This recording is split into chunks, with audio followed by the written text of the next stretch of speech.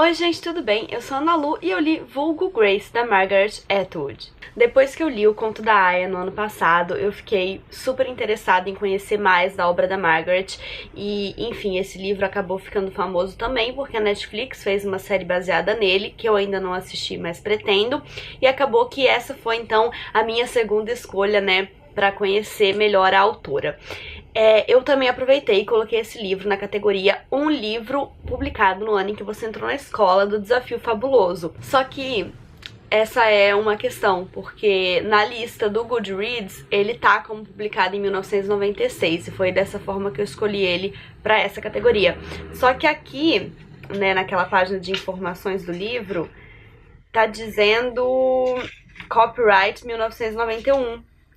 E daí eu não sei, gente, 1991 eu claramente não entrei na escola, porque eu nem nascida era, mas acho que eu vou ignorar e vou seguir a lista do Goodreads, né, porque acontecem coisas, e é isso aí.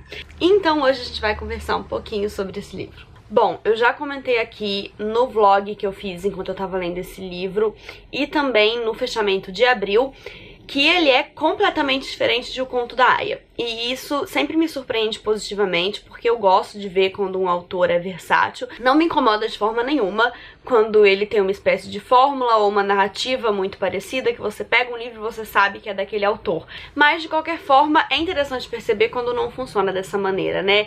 E eu só li 2 livros da Margaret Atwood e eles são bem diferentes entre si. Os dois são densos, os dois são pesados, né? Mas são completamente diferentes. Em Vulgo Grace, a gente tem uma ficção muito baseada em fatos reais. A história desse livro é a seguinte: a gente tem aqui a Grace Marks, que ela era criada de uma casa e foi condenada pelo assassinato do patrão e da governanta, junto com, com outro cara que morava lá. Falaram que eles arquitetaram o plano e mataram os dois. Ela então foi presa por esse crime e ficou ali anos na cadeia. O livro começa quando ela já tá há anos na cadeia. Ela tá num esquema de passar a noite na cadeia e durante o dia ela trabalha como criada em uma outra casa. E pessoas dessa casa, né, a família para qual ela trabalha, junto com algumas pessoas da justiça e uns psiquiatras e até um padre, resolvem, né, formar essa comissão para pedir pela liberdade da Grace, porque eles não acreditam que ela tenha sido de fato responsável por esses crimes. A partir de então, a gente tem 2 vertentes narrativas desse livro. Uma delas é em terceira pessoa e é de um psiquiatra jovem, que se dispôs então a investigar esse caso de Grace. Ele vai marcar então entrevistas com ela, na verdade ele vai passar tardes com ela na casa onde ela trabalha, então enquanto ela tricota ali, ele vai ficar fazendo perguntas e ouvindo ela contar a sua história pra ele tentar chegar a alguma conclusão, né? Ele quer adentrar na alma dela, nos profundos dela, pra entender e, enfim, ser capaz de julgar se ele acredita que ela foi culpada ou não. A outra vertente narrativa, então, é a Grace Marks contando em primeira pessoa a sua história pra esse psiquiatra e pra gente, né? Então a gente tem aí 2 personagens diferentes conduzindo a história, a gente tem 2 tempos verbais diferentes e a gente tem 2 épocas diferentes, né? Porque as narrativas em terceira pessoa do psiquiatra estão no tempo presente e as narrativas em primeira pessoa da Grace vão, né, escarafunchar a história dela inteira. E o grande quê dessa história é que ele é baseadíssimo em fatos reais.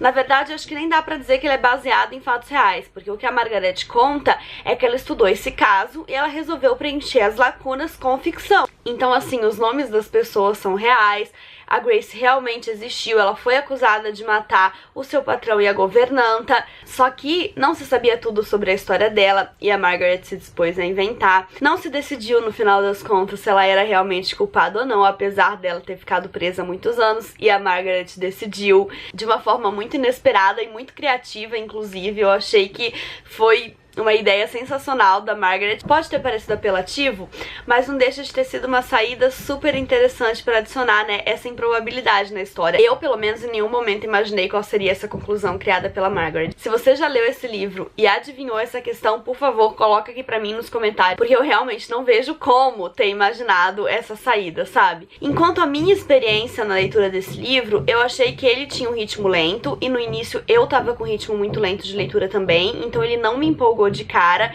Eu não tinha vontade de pegar ele pra ler, eu ficava meio que me forçando, mas que depois que eu engrenei, ele evoluiu bastante bem, assim. Ele tem, então, esse ritmo lento, mas que eu acho que tem tudo a ver com a história, porque é como se os personagens estivessem nesse ritmo, como se tudo acontecesse a passos de tartaruga, e esse psiquiatra dividindo a vida dele e as questões com a Grace, e a Grace contando a sua história. Tudo parece muito lento, parece que eles estão envoltos num mar de leseira, sabe? E isso passa pra gente, então não deixa de ser inteligente por parte da autora propor esse ritmo que me soa como o ritmo que os personagens estejam vivendo, sabe? Além desses personagens, a gente tem alguns outros que pipocam nas histórias, principalmente nas histórias da Grace, e que por vezes passam batido, mas tem alguns que são mais explorados e mais tridimensionais, até porque isso depende da importância que eles tiveram na vida da Grace, né?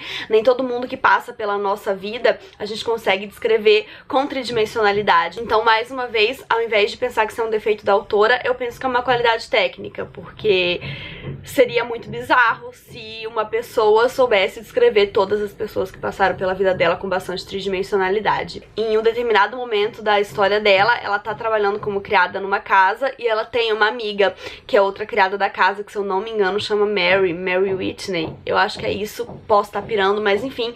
E essa personagem é muito importante na história. A Grace vive esse momento de parceria e amizade muito forte com essa moça, e uma coisa muito triste vai acontecer com essa moça, que vai render passagens bastante trágicas, assim, da história da Grace. Então ela vai falar sobre essa amiga e narrar a história dela com bastante cuidado e, enfim, tridimensionalidade. Eu acredito, então, que essa amiga, ela entra aí nesse grupinho seleto dos personagens que são realmente melhor abordados dentro dessa história. Enfim, esse é um livro que eu recomendo, mas não sem ressalvas. Eu não sei se ele é um livro que vai agradar a tanta gente como o Conto da Aia agradou, sabe? Porque ele realmente é bem diferente, mas não deixa de ser uma obra de literatura muito, muito bem construída. Eu já ouvi falar muito bem da série da Netflix, ela não teve nem de longe o mesmo boom que teve a série do Conto da Aia, mas mesmo assim, né, ela tá aí disponível e eu tô com bastante curiosidade pra conferir.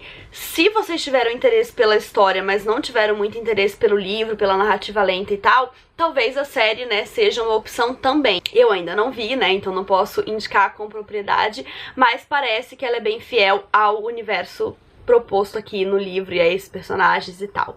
E então é isso, gente. Espero que vocês tenham gostado desse vídeo. Não esqueçam de se inscrever no canal se ainda não forem inscritos e dar um joinha se curtiu. Um beijo e até a próxima. Tchau!